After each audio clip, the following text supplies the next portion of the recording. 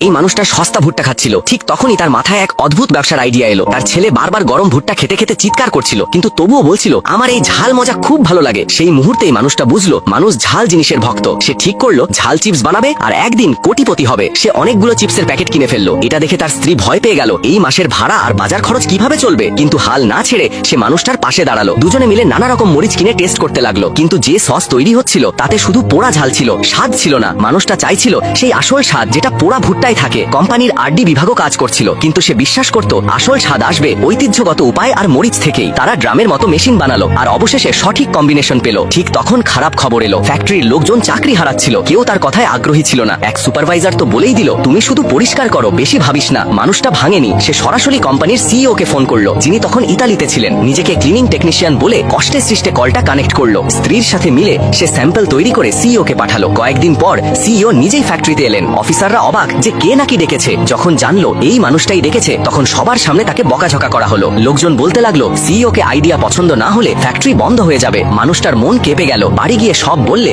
স্ত্রী তাকে আয়নার সামনে দাঁড় করিয়ে বলল আমি আজও তোমার সাথে আছি, কারণ আমি তোমায় বিশ্বাস করি, নিজেকে ছোট ভেবো না। সে মানুষটাকে ব্যবসার বেসিক শিখালা, স্পিচ লিখে দিল আর সিইওর সাথে কিভাবে কথা বলতে হয় সেটাও শেখালা। পরের বার সিইও এলে মানুষটা ঠিক করলো সে মন থেকে বলবে। কেউ মার্কেট শেয়ার জিজ্ঞেস করলে সে জানতো না, কিন্তু নিজের ভঙ্গিতে বোঝালো। তার সততা আর জেদ দেখে সিইও মুগ্ধ হয়ে সঙ্গে সঙ্গে বিনিয়োগের সিদ্ধান্ত নিলেন। ফ্লেমিং হট চিপস বানানো শুরু হলো, কিন্তু প্রথমে কেউ কিনছিল না। প্যাকেটগুলো ধুলো খাচ্ছিল। মানুষটা হতাশ। তখন ছেলে বলল মানুষ জানেই না এটা কি, আমাদের নিজেদেরই প্রচার করতে হবে। সে তার পুরনো বন্ধুদের ডাকলো, যারা একসময় টাক মাথার লোকদের শ্যাম্পু বেচত। সবাই মিলে স্কুল, দোকান আর রাস্তায় চিপস বিলাতে লাগলো। মানুষ ভিড় জমালো আর হঠাৎ চাহিদা বেড়ে গেল। সিইও ফোন করে বলল এখন টার্গেট 5 মিলিয়ন বক্স। ফ্যাক্টরি দিন রাত চলতে লাগলো। মাত্র 6 মাসে ফ্যাক্টরি সব রেকর্ড ভেঙে ফেললো। মানুষটার মেন্টর জিজ্ঞেস করলো এখন তুমি কি হয়েছো। সে হেসে বলল আমি এখনো ক্লিনারি, শুধু মেশিন ঠিক করতে জানি। কিন্তু একদিন যখন সে অফিসে মপ করতে গেল, সিইও সেখানে অপেক্ষা করছিলেন। তিনি বললেন আমিও সাধারণ পরিবার থেকে এসেছি, যদি মাঝপথে স্বপ্ন ছেড়ে দিতাম আজ এখানে থাকতাম না। স্বপ্ন দেখা জরুরি, আর সেটি পূর্ণ করতে যে সঙ্গী লাগে